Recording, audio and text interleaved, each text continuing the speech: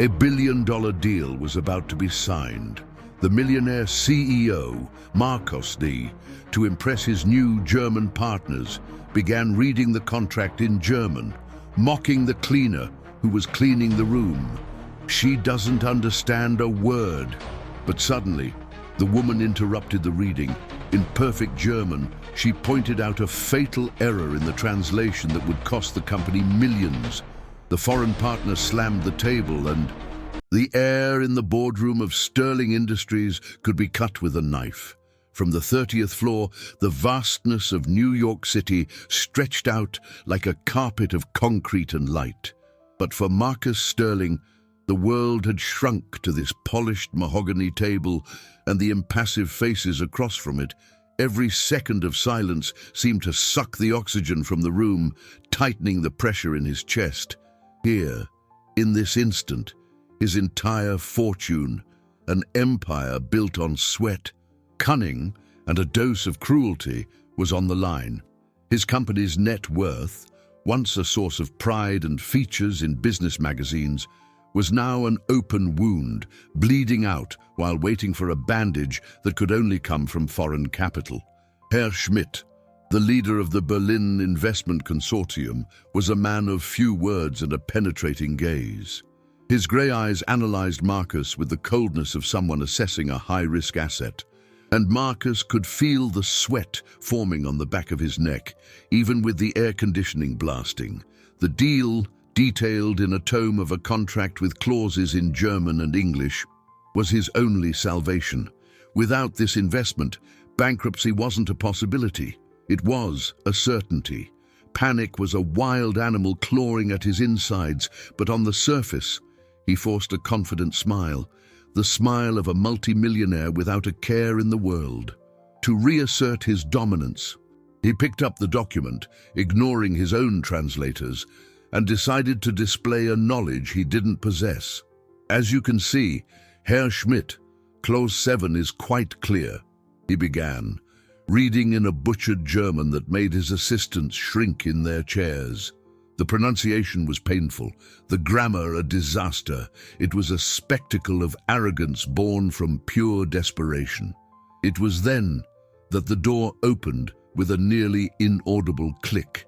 Helena entered, pushing her cleaning cart with the discretion of a shadow. In her grey uniform, hair tied in a simple bun, her face etched by a life of hard work, she seemed to belong to a different universe. A world where euros and stock market returns were not discussed. Marcus felt a wave of irritation. The interruption shattered his fragile theatre of competence. He saw a slight arch in Herr Schmidt's eyebrows and decided to use Helena's presence to his advantage, turning his humiliation into a show of power. "Don't worry, Herr Schmidt," Marcus said, switching to English with relief. "She's invisible, doesn't understand a word we're saying. She's just the help." The comment was cruel, unnecessary, but it gave Marcus a feeling of control. He turned to Helena, contempt dripping from his voice, and said in English, "Just keep cleaning. We're discussing things you wouldn't understand in a million years." He turned his attention back to the document, the smug smile back on his face. He found a complex clause, read it aloud with his terrible pronunciation, and then translated it completely wrong, twisting the text to sound more favorable to himself, a desperate maneuver to protect his business. The room was silent for a moment. The translators exchanged panicked glances, too terrified to correct their boss. Herr Schmidt maintained the same indecipherable expression. Helena, who had paused near the window to pick up an empty coffee cup, straightened her back. Her presence, once discreet, suddenly seemed to fill a space. A quiet dignity emanated from her. Then, cutting through the thick tension in the room, a low but firm voice was heard. "Mr. Sterling, forgive the intrusion." Marcus shot her a look, his face red with fury at her audacity. "What is it? Didn't I tell you to be quiet and do your job?" The entire room held its breath. Helena didn't flinch. Instead, she lifted her chin subtly and, with a clarity that shocked everyone, repeated, "Yes, sir, but you've made a mistake." The silence that followed Helena's words was unlike any Marcus had ever experienced. It wasn't the silence of negotiation or reflection. It was a dense, heavy vacuum, charged with shock and disbelief. The air seemed to have solidified, trapping every person in the room in an amber of embarrassment. To Marcus, the sound of his own erratic heartbeat was thunder in his ears. Humiliation was an icy wave that shot up his spine, paralyzing him. He opened his mouth to retaliate, to fire her on the spot, to crush her with the weight of his authority, but no sound came out. His eyes darted to Herr Schmidt, searching for a sign of complicity, a mocking smile at the janitor's insolence. But he found nothing of the sort. The German investor's face, once a mask of polite neutrality, was now transformed. There was a spark of genuine surprise in his eyes, an intense curiosity that made him lean forward slightly, as if not to miss a single detail of the unfolding scene.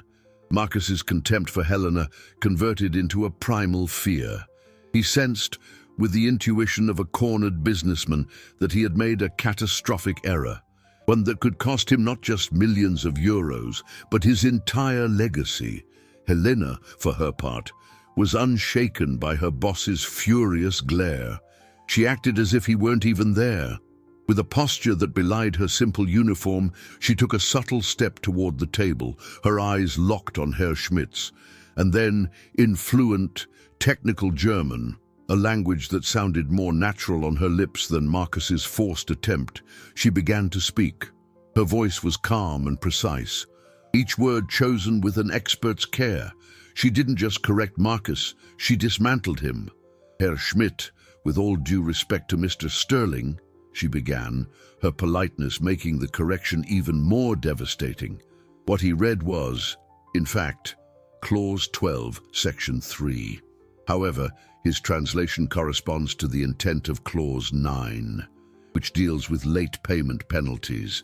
Clause 12 is substantially different. She paused, allowing the weight of her words to settle. Clause 12 does not stipulate the waiver of a penalty. It stipulates that, in the event of a default exceeding 90 days, the investment consortium not only has the right to execute the guarantees, but also to convert the value of the invested capital into a 40% equity stake in the company. You would not be giving up a penalty, sir. You would, in practice, be giving up 40% of Sterling Industries. The translator's jaws dropped. It was a mix of awe and terror. They had known about the discrepancy, but the thought of confronting Marcus's volatile temper was unthinkable. This woman, whom they barely noticed in the hallways, had just done what they, with their salaries and positions, dared not. The room remained in a stunned silence. Marcus was ashen, his lips parted in a gasp of shock. He couldn't process reality. The janitor, the invisible woman. She had exposed him, surgically and mercilessly, in front of the man who held his company's future in his hands. Herr Schmidt looked from Helena to the document, then to Marcus's livid face, and back to Helena, a glint of something that looked like amusement, but also profound respect, lit his eyes. He ignored Marcus completely, as if the CEO were now part of the furniture. Then, breaking the silence, he slapped his open hand on the table, the sound echoing like a starting gun. He began to applaud. It wasn't polite clapping, it was a genuine, admiring ovation. He stood up, his eyes fixed on Helena, and walked toward her, past the petrified CEO. He stopped a few inches from her and, still in German, his voice resonating with a curiosity that bordered on reverence, he asked, "My dear woman, with such flawless fluency and such keen legal knowledge, tell me, please, where have you been hiding all this time?" Herr Schmidt's question hung in the air, an invitation for Helena to finally step out of the shadows. For a fleeting moment, she felt the weight of the last few years on her shoulders, the pain of loss, the quiet humiliation of being invisible, the daily struggle to survive on a fraction of what she once had. But as she met the investor's genuinely curious gaze, an old strength, long dormant, stirred in her chest. She was no longer the subjugated cleaning woman. In that moment, before this man who recognized her worth, she was again the woman she had once been. With the same serenity as before, she replied in German, her voice filling the room with a quiet authority that contrasted absurdly with her uniform. "I haven't been hiding, Herr Schmidt. I've been starting over." She paused briefly, and the ensuing silence was one of pure anticipation. Marcus, still standing, seemed to have shrunk. His arrogance had crumbled like a house of cards hit by the tide, leaving in its place a pale, trembling man witnessing his own ruin. He looked at Helena as if seeing her for the first time, not as an employee, but as a force of nature he had foolishly provoked. "I was a tenured professor of international law at the University of Munich for 15 years, Helena continued, her voice echoing with memories of a past that felt like someone else's. "My specialty was transatlantic mergers and acquisitions, precisely the kind of deal you are discussing." The revelation landed like a bombshell in the boardroom. The translators stared at each other, speechless.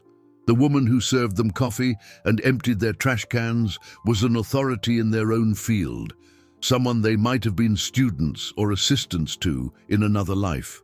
The shame they felt was palpable.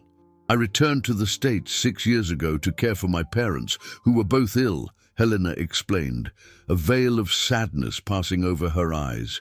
"My entire savings, everything I had put away, was spent giving them comfort in their final days. I don't regret a single penny."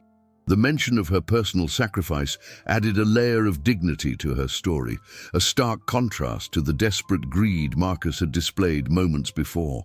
"After they passed, I tried to re-enter the workforce, but the corporate world doesn't have much room for a woman over 50 who's been out of the game for a few years. I sent out hundreds of resumes. No one called me for a single interview. I needed a fresh start, any honest job. Sterling Industries offered me this one." Herr Schmidt listened with unwavering attention, his expression a mixture of empathy and indignation. He nodded slowly, processing the injustice of her journey. He saw the plain truth. Talent doesn't age, but opportunity is often denied by prejudice. His gaze then moved from Helena to Marcus, and the admiration on his face was replaced by a cutting iciness. The decision had been made. He turned completely to the CEO, who shuddered under the weight of that look. In English, so everyone in the room would understand, Schmidt's voice was low but laden with a final, irrevocable contempt. "Mr. Sterling, I do not do business with fools, and certainly not with arrogant men who humiliate talent." Each word was a nail in the deal's coffin. "The deal is off." Marcus staggered as if he'd been punched. The desperate murmur from his assistants was the only sound, but Herr Schmidt wasn't finished. He turned back to Helena, his face softening. He extended his hand, not in a handshake, but as an invitation. "Ma'am, I'm offering you the position of head of compliance for my new US branch with triple this man's salary. Your first task will be to oversee this company's bankruptcy audit." Herr Schmidt's offer echoed in the boardroom with the force of a judgment. To Helena, the words seemed to come from far away, distorted as if she were underwater. Head of compliance, triple the salary, bankruptcy audit. Each term was a piece of a puzzle her mind, accustomed to the routine of empty hallways and cleaning products, struggled to assemble. For a long moment, she remained motionless, Herr Schmidt's hand extended in the air, waiting. Her gaze wasn't on the investor, but on her own hands, calloused and marked by years of a job that paid her bills, but slowly erased who she was. She saw her parents' wedding rings, which she wore on her finger, the only trace of gold she still possessed. A symbol of a love and a life that seemed distant. The initial shock gave way to a whirlwind of emotions. There was validation, a warm wave of recognition that made her want to cry, but there was also fear. Taking such a position meant going to war with the man who had humiliated her, dissecting the business of a company on the brink of collapse. A monumental task. Could she do it? Doubt, her constant companion in recent years, whispered in her ear. But then she looked at Marcus. She saw his face, contorted in a mask of rage and disbelief. She saw the panic in his eyes, the same panic she had felt so many times looking at her empty bank account, wondering how she would pay the rent. His arrogance had crumbled, revealing a weak, desperate man, and in that instant, any compassion she might have felt was replaced by a clarity of purpose. She raised her hand and shook Herr Schmidt's. The grip was firm, both hers and his. "I accept, Herr Schmidt. It would be an honor." Marcus's voice finally exploded, a roar of impotent fury. "You can't be serious. This is absurd, a joke." He turned on Helena, his finger jabbing at her. "And you insolent woman, you work for me. You're fired." Herr Schmidt released Helena's hand and turned to Marcus with an icy smile. "She no longer works for you, Mr. Sterling. And judging by your company's financial situation, I doubt you have the cash flow to pay her severance." He then turned to one of his aides. "Klaus, please give Ms. Helena your card. She can call us any time to arrange the contract details. Our legal team will be in touch tomorrow." The aide, an efficient-looking young man, approached Helena and handed her a business card with a slight bow. Helena took it, the thick, elegant cardstock feeling foreign in her fingers. "Let's go," Schmidt said, turning his back on Marcus as if he were an irrelevant piece on the board. The German delegation gathered their briefcases and left the room in silence, leaving a trail of destruction behind them. The door clicked shut, sealing the fate of Sterling Industries. The boardroom plunged back into silence, but this time it was a silence laced with venom. Marcus's assistant stared anywhere but at him or Helena. The air was heavy with the stench of defeat. Marcus was breathing heavily, his chest heaving. His face was a dangerous shade of red. Slowly, he turned to face Helena, who remained standing, the card in her hand. He took a step toward her, then another. His eyes, bloodshot with hatred, sized her up. "You," he hissed, his voice low and filled with a restrained menace. "You think you've won? You think you're going to walk in here and destroy what I built?" Helena met his gaze, her heart pounding, but her face remained calm.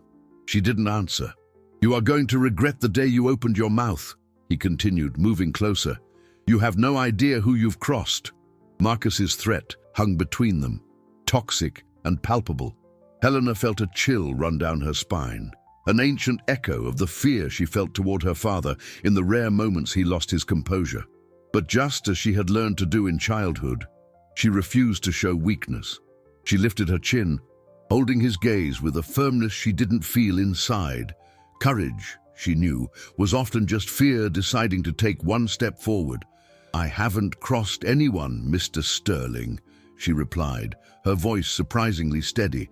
"I simply did what was right. You tried to deceive an investor to save your business. I prevented a fraud from being committed." The use of the word fraud hit Marcus like a slap. The truth, stated so bluntly, was more offensive to him than any insult. He laughed, a dry, joyless sound. "Right, you talk about right? You, a janitor who snooped on a private meeting?" "I didn't snoop," Helena countered, her calm beginning to give way to a righteous indignation. "I was doing my job, a job you made a point of demeaning in front of everyone. You used me as a stepping stone for your arrogance. The only mistake I made was underestimating how far that arrogance would go." The dynamic in the room had completely shifted. The assistants, once terrified of Marcus, now looked at Helena with a kind of fearful respect. They had witnessed their boss's empire crumble in minutes, not because of a stock market crash or a competitor's maneuver, but because of the words of a woman they themselves had considered invisible. It was a brutal and fascinating lesson in humility. Marcus took another step, invading Helena's personal space. The smell of his expensive cologne and desperation was suffocating. You know nothing about my business, about what it takes to build a fortune like mine. You don't understand risk, investment, how the world works. Perhaps the world you built runs on lies, Helena said, taking a step back, not out of fear, but to reclaim her space. But the world I believe in, the world where I studied and taught, it values integrity. The most important capital of any company, Mr. Sterling, isn't financial, it's trust, and you've destroyed it. At that moment, Marcus's phone rang, the shrill sound shattering the tension. He snatched it from his pocket, his CFO's name flashing on the screen. He answered with a grunt. "What is it?" The voice on the other end was urgent, panicked. Marcus listened, his face turning from red to a ghostly white. The phone slipped from his hand and fell to the carpet with a dull thud. He stared into nothing, his eyes glazed over. "The other creditors," he muttered, more to himself than anyone else. "The news is already out." The house of cards was collapsing. Herr Schmidt's refusal wasn't an isolated event, it was the trigger. Other investors, already nervous about rumors of Sterling Industries' financial health, were pulling their support. Credit lines were being suspended. The market was reacting with the speed and ruthlessness of a predator. His assets, his stocks, the entire legacy he had spent a lifetime building was evaporating with every second. He looked at Helena, no longer with hatred, but with a kind of dazed wonder. She wasn't just the cause of his downfall, she was the personification of it. She was the truth he had ignored, the competence he had despised, and now she would be the auditor of his bankruptcy. The irony was so cruel, so perfect, it was almost poetic. Without another word, Marcus turned and walked out of the room, not like a CEO, but like a defeated man walking to the gallows. Helena was left alone in the silent room, the sound of the assistants breathing filling the void. She looked out the window at the city sprawling below, a jungle of ambition and dreams. Her own dream, which she thought was dead and buried, had just been reborn from the ashes. But as relief and vindication washed over her, a new feeling began to take shape, the overwhelming magnitude of the task ahead. She hadn't just accepted a job, she had accepted the challenge of navigating the ruins of the man who had humiliated her, and she knew the battle was just beginning. When the door closed, leaving behind only the echo of Marcus's hurried footsteps, Helena felt as if the sound had been vacuumed from the room. The two remaining assistants looked like statues, frozen in a mixture of panic and reverence. A young female analyst, who had previously barely looked up at her, now stared with an admiration that made Helena uncomfortable. The other, an older man who always carried an air of superiority, seemed to have aged 10 years in 10 minutes. He looked at Helena, opened his mouth as if to say something, but just shook his head and looked away. Fixing his gaze on the useless document on the table, the epicenter of all the ruin, Helena took a step back, her entire body trembling as the adrenaline began to recede, leaving a deep exhaustion and a sense of unreality in its place. She looked at her cleaning cart, parked near the door, the water bottle, the cloth, the sprays. They were the objects of a life that was no longer hers. With an almost automatic movement, she pushed the cart out of the boardroom. She needed to finish her shift. She needed to follow the routine, the only thing that made sense amidst the chaos. But as she entered the luxurious corridor, with its plush carpet and fine art on the walls, she stopped. To continue cleaning the offices, emptying the trash cans, was impossible. It would be a denial of everything that had just happened, an insult to the woman Herr Schmidt saw in her. With her heart pounding, she abandoned the cart right there and walked in the opposite direction, toward the service elevators and the staff locker room in the basement. The contrast was brutal. The glamour of the executive floor gave way to painted concrete hallways, lit by buzzing fluorescent lights. The smell of disinfectant replaced that of expensive cologne. There, in that subterranean world, she found her friend Lucia, who was finishing polishing the floor. Lucia, A woman with an easy smile and palpable worries frowned when she saw her. "Helena, what are you doing here? I thought you were on the 30th floor. The supervisor is furious because the executive coffee service was late." Helena looked at her friend, the companion of so many lunch breaks, of so many shared secrets about bills to pay and missing family. How could she explain the earthquake that had happened upstairs? "Lucia, something happened. Was it Mr. Sterling? Did he say something to you?" "Ah, that man is a tyrant. Don't listen to him, Elena. His bark is worse than his bite. He fired me, Lucia." Lucia's face crumpled with concern. "Oh my God, why? What did you do?" Helena took a deep breath. "I corrected his German." Lucia blinked, confused. "What?" "And then I accepted a job offer." Lucia's confusion deepened. "Offer? What offer?" "Helena, are you okay? You look pale." Instead of answering, Helena opened her hand and showed her the business card from Klaus, Herr Schmidt's aide. The thick paper, with the golden embossing of the German firm, looked like an artifact from another planet in that grey hallway. Lucia took the card, her eyes widening as she read the name and title. "But what is this?" Before Helena could explain, her simple, older cell phone rang from her uniform pocket. It was an unknown, international number. With trembling hands, she answered, "Hello." "Ms. Helena, this is Klaus, Herr Schmidt's aide," said the efficient voice on the other end, in clear English with a slight accent. "I hope I'm not disturbing you. Herr Schmidt asked me to contact you immediately to arrange the first steps. He is aware that, given the imminent collapse of Sterling Industries' assets, time is of the essence." Helena leaned against the wall, her legs weak. "Yes, of course. Excellent. We have booked a presidential suite for you at the Grand Hyatt, near our temporary office. A car will be waiting for you at the service entrance of your building in exactly 15 minutes. We need to discuss the preliminary audit strategy tonight. The future of many assets and jobs depends on our speed. Presidential suite. A car. 15 minutes. Klaus's words ricocheted in Helena's mind, disordered and surreal. Lucia, still holding the card as if it might burn her skin, looked at her friend with wide eyes, a mixture of fear and awe. "Helena, what is this? Is this serious? A suite? A car?" "I think so, Lucia. I don't know."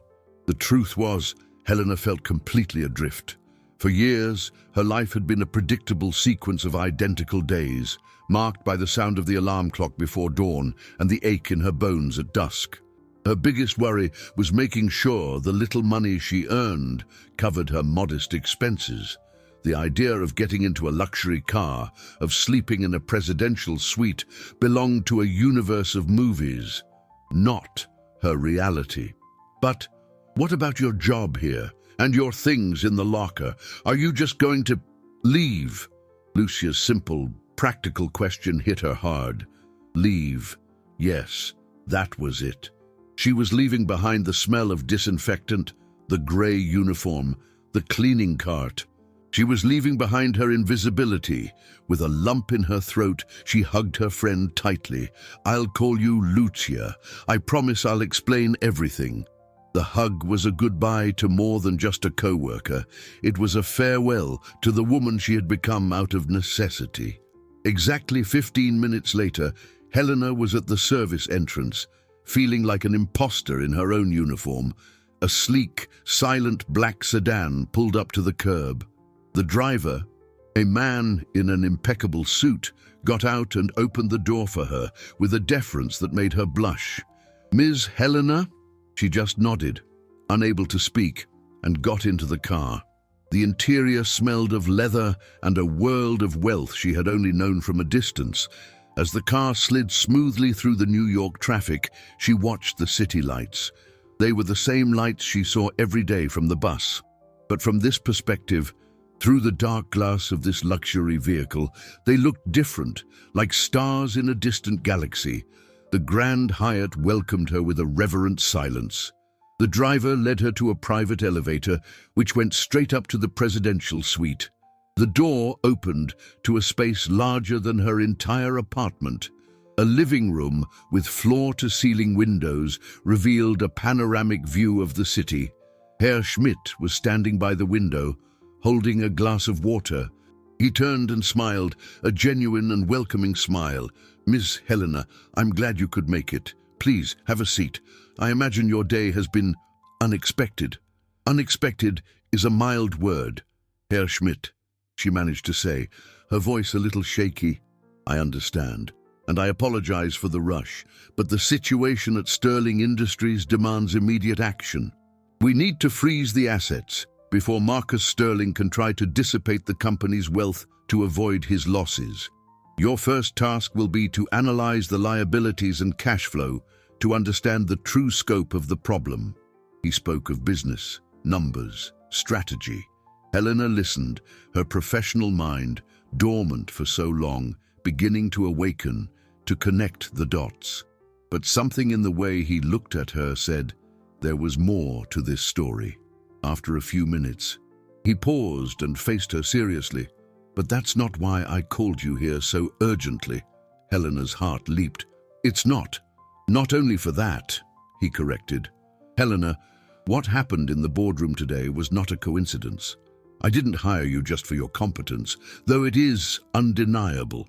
I hired you because I have been waiting for the opportunity to find you for over 20 years. Helena stared at him, completely bewildered. "What? We don't know each other." Herr Schmidt gave a small smile, his eyes shining with an emotion she couldn't decipher. "You don't know me, that's true.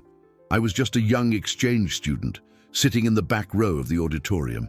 But I know you, and I owe you an apology. My name isn't Schmidt. It's a name I use for business abroad to protect my privacy. My name is Friedrich Meyer." He paused, letting the name hang in the air. "And your late husband, Professor Klaus Richter, was my father's best friend." The name Klaus Richter hit Helena with the force of a wave, dragging her back to a past she had sealed away in a deep compartment of her memory. Klaus, her husband, the love of her life, taken far too soon by a relentless illness. 25 years had passed, but the mention of his name here, in this luxury suite in New York City, from the mouth of a stranger who claimed to be his father's friend's son, made the wound feel as fresh as yesterday. The memories came in painful, sweet flashes. His smile when he saw her walk into his classroom at the university in Munich, the smell of his old books, the warmth of his hand in hers during autumn walks in the Englischer Garten. The life they had together, a life of intellectual partnership and deep affection, seemed like a distant dream, faded by the harsh reality of her last few years in America. "My husband," she whispered, her voice choked with emotion. "You knew my husband?" "Not personally," Friedrich replied, his tone now gentle, devoid of the Herr Schmidt formality. "I was too young, but my father, Dr. Heinrich Meyer, and Professor Richter were inseparable. They studied together, taught together. My father always described him as the most brilliant and honorable man he had ever known." He moved closer and sat in the armchair across from her. "The business formality completely forgotten. When my father passed away a few years ago, he left me a letter. In it, he told me about the great injustice that haunted his friendship with Klaus. He told me about an investment, a placement in a promising tech fund that he and Klaus made together, a fund that promised extraordinary returns." Helena frowned, trying to search her memories. She vaguely remembered Klaus mentioning a risky investment, something he was optimistic about, but the details had been lost to time, overshadowed by the illness that soon followed. "My father and your husband invested a considerable sum," Friedrich continued, "all the capital they had saved. But the fund manager, an ambitious young American studying in Germany at the time, disappeared. The fund vanished. They lost everything. The subsequent investigation was inconclusive. The money was never recovered. That financial blow devastated your husband, not just financially, but spiritually." My father believed the stress and disappointment contributed to the weakening of his health. The air in the room seemed to grow heavier. Helena felt dizzy, a sense that the floor beneath her was disintegrating. She was connecting the dots, a terrible, monstrous truth beginning to take shape in her mind. "This man," she began, her voice trembling. "Duschneis, the fund manager." Friedrich nodded slowly, his eyes filled with a somber sadness. "He returned to the United States and, with the money he stole from good men like your husband and my father, he built an empire. He changed his last name, created a new identity, but my father never stopped investigating him. In the letter he left me, he gave me a name, the name of the man who destroyed his best friend's life." The silence that followed was deafening. Helena knew the name before he even said it. It was a cold, sharp certainty in her chest. "His name was Marcus," Friedrich said, his voice low and heavy. "Marcus Sterling." The revelation wasn't a shock, it was a confirmation. The final piece of a puzzle that explained everything. Klaus's sudden financial ruin, the need to sell their apartment in Munich, the premature return to the States, the shadow of worry that never left her husband's eyes until the day he died. The man who had humiliated her, who had called her invisible, was the same man who had stolen her family's future, the architect of her deepest pain. "I came to America for this deal with a single objective, Helena," Friedrich said, leaning forward, intensity burning in his gaze. "I knew Sterling Industries was vulnerable. I orchestrated this meeting to corner him. My plan was to ruin him, just as he did our fathers. But I never expected to find you. Your presence today, it was fate. Justice, Helena, has arrived, and it wears your face." Friedrich's words fell upon Helena like the weight of an avalanche. Fate, justice, vengeance. They were grandiose concepts belonging to Greek tragedies, not to her modest life. She stood and walked to the immense window, needing air, space. The lights of New York City glittered below, indifferent to the drama unfolding in the suite. For years, she had carried the grief of losing Klaus like a chronic illness, a silent sorrow that had become part of who she was. She blamed the illness, a cruel twist of fate. Never, in her darkest thoughts, had she imagined that behind her personal tragedy, there was a villain, a face, and that face belonged to Marcus Sterling. The irony was overwhelming. The man she served, whose trash she collected, was the thief of her dreams. His fortune, the wealth he flaunted in every gesture, was built on the ruins of her life. Every euro he turned into an empire was a euro that could have paid for Klaus's treatment, that could have bought them more time. The pain, once a dormant ember, reignited into a cold, sharp fury. "He didn't just take our money," she said, her voice low but vibrating with a newfound intensity. "He took time. The time my husband could have had if he didn't have to worry about every penny. If he could have focused solely on his health, the legacy he stole wasn't just financial, it was our peace." Friedrich stood and joined her at the window, maintaining a respectful distance. "I know, Helena, and that is why justice cannot be merely his bankruptcy. It has to be more." He faced her, his grey eyes now reflecting the determination of a man on a long-held mission. "I want you to lead this audit. I want you to be the one to unravel every fraud, every embezzlement, every hidden account. I want him to see the face of the woman he despised as the architect of his final downfall. You won't just be fulfilling a professional role, you will be reclaiming what is rightfully yours." The proposal was both terrifying and incredibly seductive. It was a chance not just to start over, but to rewrite the past, to transform years of humiliation and suffering into an act of reparation. The professor in Helena, the expert in international law, the woman who commanded the complexities of global finance, was awakening from a long slumber. "I'll do it," she said, turning to face him, her hesitation gone, replaced by a steely resolve. "But not for revenge, Friedrich. I'll do it for justice, for the memory of my husband and your father, and for all the other people he may have harmed on his way." Friedrich smiled, a smile of relief and admiration. "I would expect nothing less from you. My team is at your complete disposal. Lawyers, accountants, forensic analysts. Whatever you need, you will have." The next morning, Helena entered the Sterling Industries building, not through the service entrance, but through the main lobby. She wore not the grey uniform, but a sober, elegant suit that Friedrich's team had provided. As she passed the front desk, the same receptionist who used to barely notice her now stood up, her eyes wide with astonishment. "Good morning, ma'am." "Good morning," Helena replied, her voice calm and firm. She didn't take the service elevator. She pressed the button for the 30th floor. When she arrived, she found the floor in a state of contained chaos. Employees whispered in corners, their faces a mixture of panic and uncertainty. Marcus Sterling was not there. His glass-walled office was empty. Helena made her way to the boardroom, the scene of her transformation. The mahogany table was still there, but the power in the room had shifted.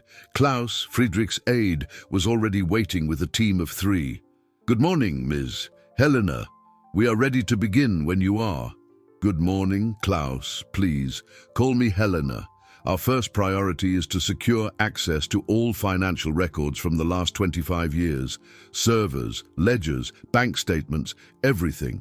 Especially records of an investment fund based in Germany in the late 90s. The young male analyst who had witnessed the scene the day before approached, pale and nervous. "Ma'am, Helena, I'm Paul. I work in the finance department. There's something you need to know. Mr. Sterling gave orders to have the servers wiped. The IT team is working on it right now." Marcus's first move on the chessboard, an attempt to erase the past. Helena felt the adrenaline surge. The battle had begun. "Klaus," she said, turning to the aide, "contact our legal team. We need an emergency injunction to prevent the destruction of evidence. And Paul," she turned to the young analyst, "take me to the server room now." Following Paul through the now hostile corridors, Helena felt the employees' stares like needles on her skin. Whispers followed her, a mix of resentment and curiosity. To them, she was the janitor who, by some stroke of luck or witchcraft, had toppled the king. They didn't know the story, the long and painful debt that was being collected.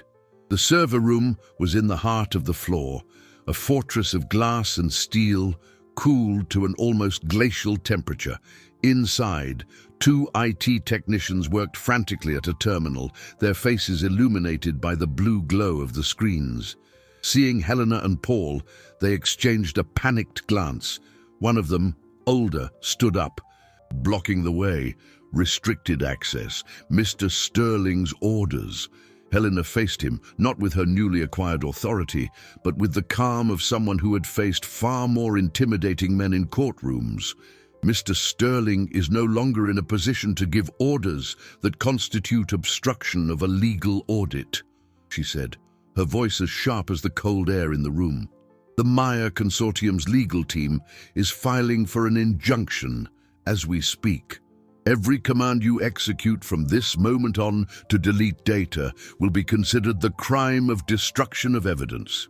Your young men, think about your careers. Is loyalty to a falling man worth the risk of a criminal charge?" The words hit their mark. The 2 technicians backed away from the terminal as if it were on fire. Paul, the young analyst who until then had seemed terrified, stepped forward. "I can isolate the directories they were trying to wipe. The order was to focus on international records prior to 2005. Do it, Paul. Immediately," Helena commanded. As Paul worked at the keyboard with impressive speed, Helena watched. This young man was key. He was scared, but there was a flicker of decency, a desire to do the right thing.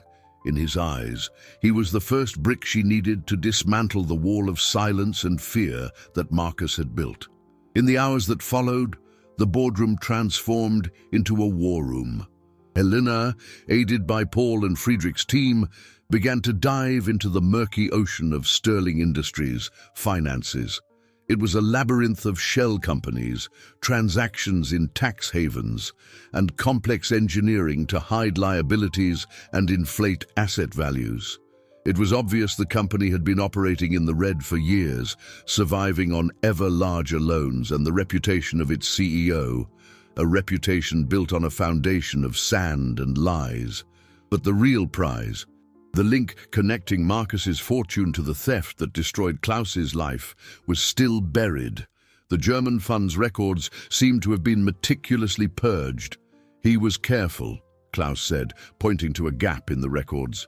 "There's a 2-year hole in the international transaction logs. It's as if the company did no business with Europe during that period, which we know is impossible." Helena felt a pang of frustration. Marcus was a criminal, but a smart one. He'd had decades to cover his tracks, to launder the stolen money in a cascade of legitimate investments, turning dirty capital into a seemingly clean fortune. The day wore on, and the weight of the task seemed to grow. She didn't eat, fueled by coffee and the intensity of the hunt. As evening fell, while analyzing a batch of old documents that had been digitized from paper files, something caught her eye. It wasn't a financial record, but a series of Marcus's travel expense reports from that era: plane tickets, hotels, restaurant bills, the mundane tracks of a rising businessman. Among dozens of trips to Germany, one stood out: a detour, a 2-day trip to Zurich, Switzerland. There were no business meetings scheduled, no client contacts, just a stay at a discreet hotel and a single recorded expense: the rental of a safe deposit box at a private bank. Helena's heart began to beat faster. Zurich, the paradise of banking secrecy. Could it be possible that he would be arrogant enough to keep physical proof, a relic of the original crime? It was a long shot, an intuition. "Klaus," she called out, "focus on Switzerland. Look for any transaction, any shell company, anything that connects us to a specific bank in Zurich. Paul, check for any record of payment for custody services or safe rentals on that date." The search resumed with a new focus, a new energy. They were looking for a needle in a haystack, but for the first time, Helena felt she knew which part of the haystack to search. Night fell, and the city lit up outside. Helena's phone vibrated on the table. It was Lucia. "Helena, are you okay? I saw on the news about Sterling Industries. They're saying the company is going bankrupt. They're talking about you, saying you're the new boss." "I'm okay, Lucia. It's a long story. Be careful." "My friend Udu," Lucia said, her voice full of worry, "people are saying horrible things. That you set this all up. Mr. Sterling's son, Richard, he was here today. He was screaming, saying he's going to get revenge on you." The mention of Marcus's son, Richard, a young man known for his explosive temper and for living in the shadow of his father's wealth, sent a chill down Helena's spine.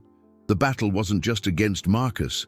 It was against his legacy, his family, and they would not go down without a fight. Lucia's warning lingered in the air long after the call ended. Revenge. The word sounded raw and dangerous, a reminder that her fight wasn't just in balance sheets and digital records, but also in the real world, where emotions were volatile and reactions unpredictable. Helena looked around the boardroom at the focused faces of her team and felt the weight of responsibility. Their safety was also at stake. She asked Klaus to arrange discreet security for Paul, the young analyst who had become a key part of her investigation and therefore a potential target. Fear was an unwelcome companion, but she refused to let it dictate her actions. The search for the Swiss records continued deep into the night, an exhausting and frustrating hunt. Marcus had used a complex web of offshore companies in the Cayman Islands to mask the transactions, making it nearly impossible to trace the money's final destination. It seemed like a dead end. Exhausted, Helena leaned back in her chair, massaging her temples. She closed her eyes and, for a moment, allowed herself to think of Klaus. What would he do? Klaus wasn't just a brilliant academic, he was a lateral thinker. He always said that when the front door is locked, you should look for the windows, the chimneys, any unconventional entry. "Stop looking for the money," she said suddenly, startling her team. "Stop following the cash flow." Everyone looked at her, confused. Marcus wouldn't keep the money itself, she explained, her brain working feverishly, following her late husband's line of reasoning. He would keep the proof of how he got it, the original fund policy, the incorporation documents, maybe the statements showing the investors' initial deposits. He's arrogant. Men like him like to keep trophies, mementos of their victories. He couldn't resist the temptation of holding on to the proof of his first big score, the foundation of his fortune. The change in perspective re-energized the team. Instead of searching for financial transactions, they began hunting for communications, old emails, any mention of documents, contracts, or custody linked to Zurich. It was Paul who found it.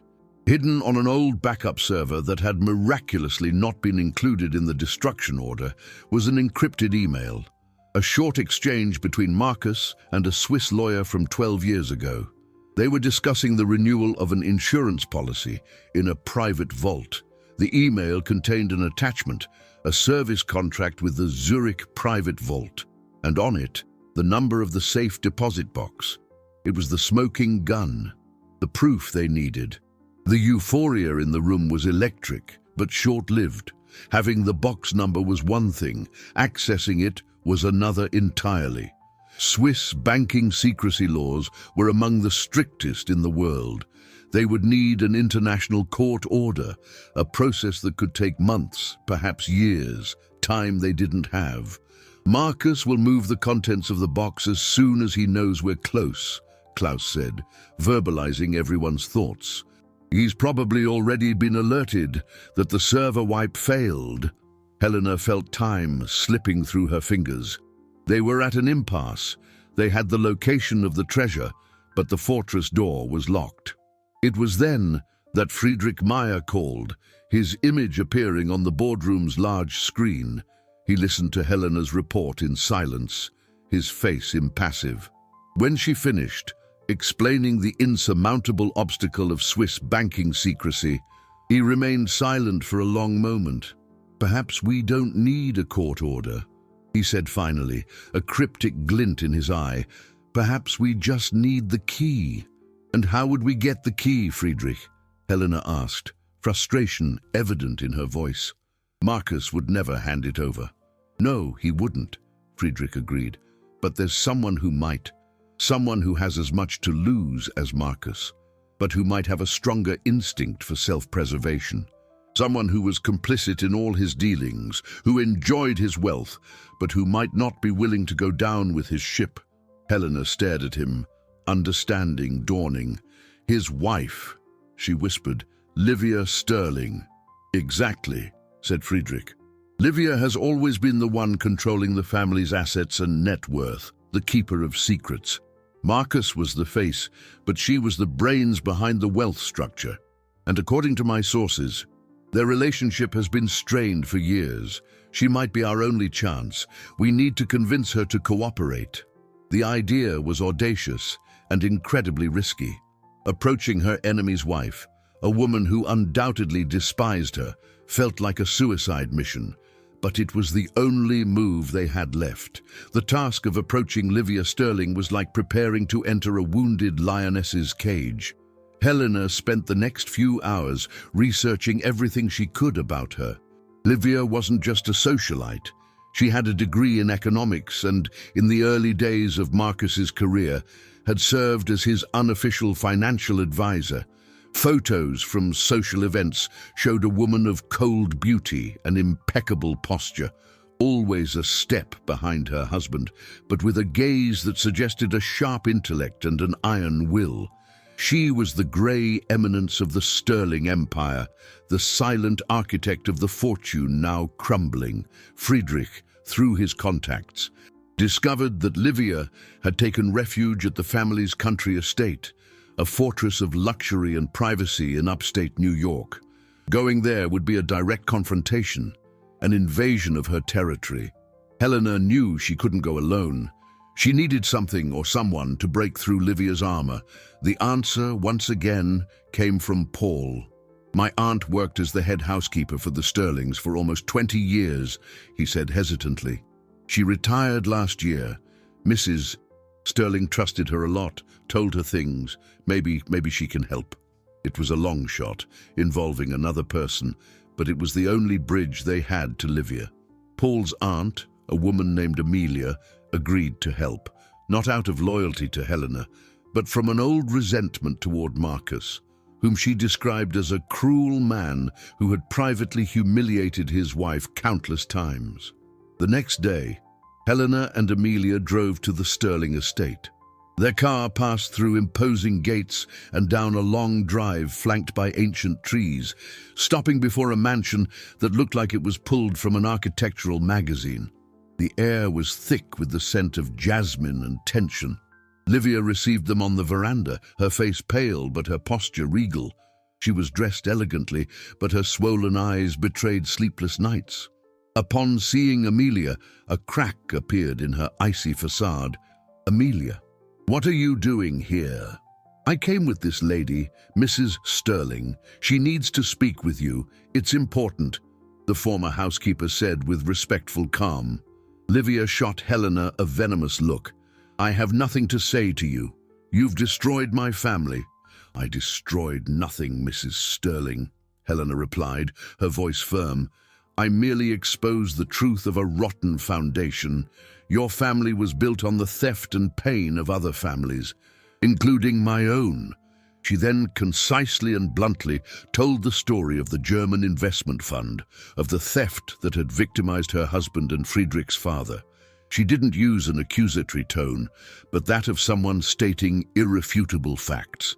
By the end, Livia wavered. The story seemed to touch a nerve, an old memory. That's a lie. It's absurd." "Is it?"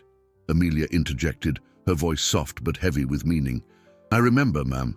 I remember the day Mr. Sterling came home from Europe, all those years ago. He was euphoric. He said he'd secured the seed capital, said he'd fleece some arrogant Germans. I heard him. He was bragging to you in the library." The old housekeeper's memory was like a dagger. The color drained from Livia's face. She had known, maybe not the details, the names, the ruined lives, but she had known the dirty origin of the money, the rotten seed from which all her wealth had bloomed. "Even if that were true, what do you want from me?" Livia hissed. "The key," Helena said, getting straight to the point. "The key to the safe deposit box in Zurich. We know it exists. We know the original fund documents are in there. We want the proof." Livia laughed, a bitter sound. "And why would I give it to you?" "To help you destroy the father of my children." "Because this is your only way out," Helena said, making her final move. "Friedrich Meyer doesn't just want Marcus bankrupt. He wants a criminal conviction for fraud. With the evidence we already have, he'll get it. Marcus will spend the rest of his life in court, maybe in prison. His assets, everything in his name, will be frozen and used to pay off creditors. You will lose everything." She paused, letting the weight of her words sink in. "But if you cooperate, if you give us the definitive proof, Friedrich is willing to make a deal. He will focus the criminal charges solely on Marcus. The accounts and assets in your name, the wealth your husband put in your name to protect himself, will not be touched. You and your children will have a future. Without cooperation, you go down with him." It was the peak of the tension. Everyone's fate rested on that veranda. Livia looked at the house, the gardens, the life she had built. She looked at her children's future. Loyalty to the man who had humiliated her versus survival. The choice was brutal. Slowly, as if every movement pained her, she turned and went inside the house. She returned minutes later, her hand clenched in a fist. She opened it in front of Helena. In her palm, small and golden, lay the key. The possession of the golden key was a quiet but monumental victory. Back in New York, Helena felt the battle's adrenaline gradually replaced by a deep, satisfying exhaustion.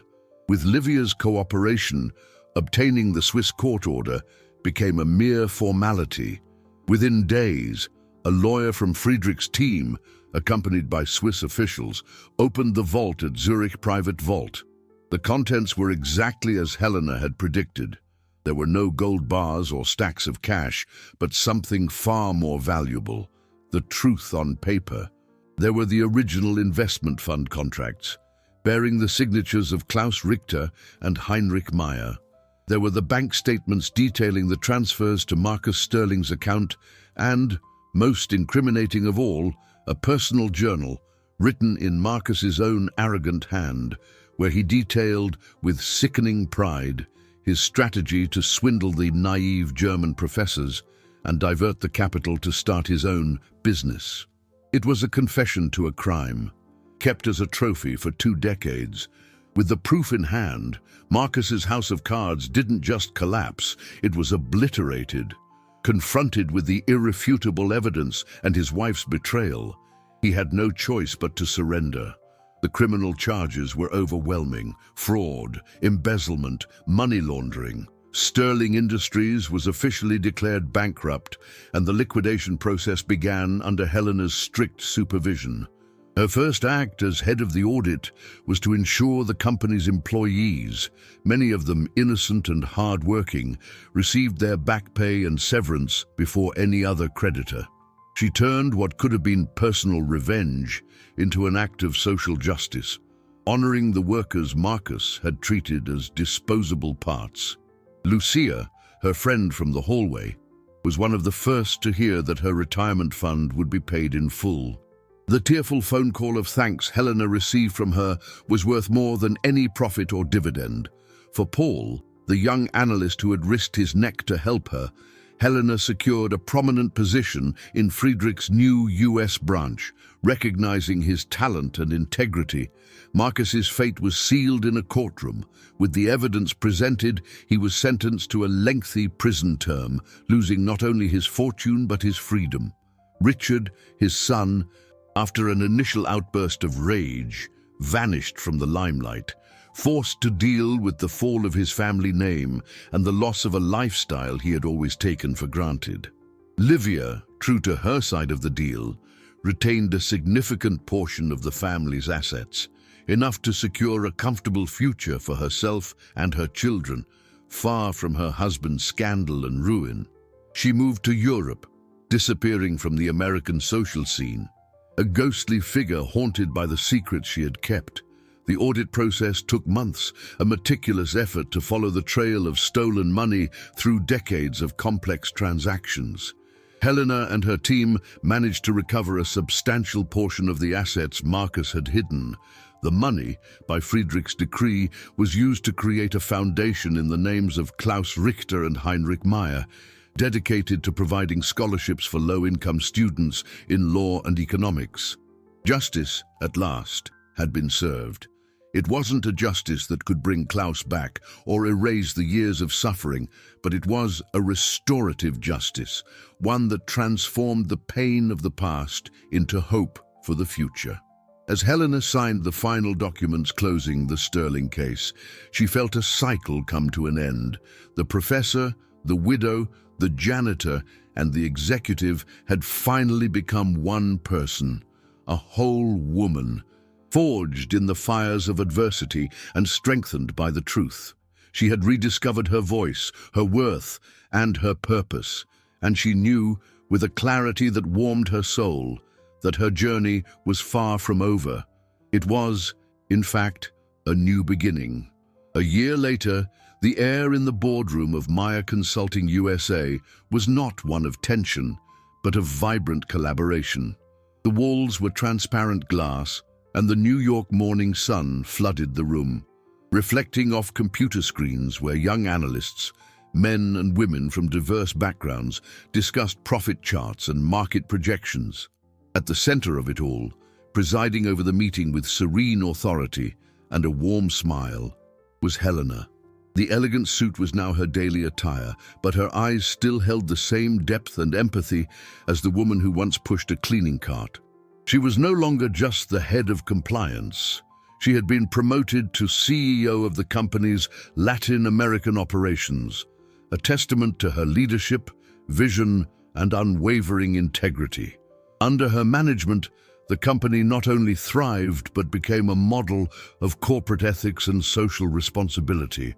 One of the programs she instituted, and her proudest achievement, offered scholarships and internship opportunities to people over 50 seeking to re-enter the workforce, ensuring that talent and experience would never again be discarded due to age. Friedrich Meyer was a frequent visitor, no longer as a mysterious client, but as a friend and business partner. The mission that brought them together, born from their father's pain, had blossomed into a deep friendship based on mutual respect and a shared commitment to using their influence for good. Together, they oversaw the Richter Meyer Foundation, which had already transformed the lives of dozens of students. With each success story, each young person achieving the dream of a higher education, Helena felt that Klaus's memory was being honored in the most meaningful way possible. One afternoon, as she was leaving the building, she saw Paul, now a senior project manager, chatting animatedly with Lucia near the entrance. Helena had offered her old friend a job in the company's general services department, where she was treated with the dignity and respect she deserved. Seeing Helena, Lucia broke into a wide smile. "Ms. Helena, I was just telling Paul about the old days. Please, Lucia, we've talked about this. It's just Helena," she said, laughing. "I'll never get used to it, boss," Lucia replied with a wink. The moment was simple, ordinary, but for Helena, it contained the essence of her journey. Life had taken her from the top of the social ladder to the bottom and back again, not by a stroke of luck, but through her resilience, her knowledge, and her refusal to be defined by her circumstances. She had learned that true fortune wasn't measured in stock prices or bank balances in dollars or euros, but in the richness of human connection, the strength of one's character, and the immeasurable profit of doing the right thing. As she got into the car waiting for her, she looked at the city's reflection in the skyscrapers, the same city that had once seemed so indifferent to her struggle. Now, she saw it as a place of infinite possibilities, a stage where stories of suffering and triumph unfolded every moment. The pain of losing Klaus would never fully disappear, but it had transformed. It was no longer a heavy burden, but a source of strength.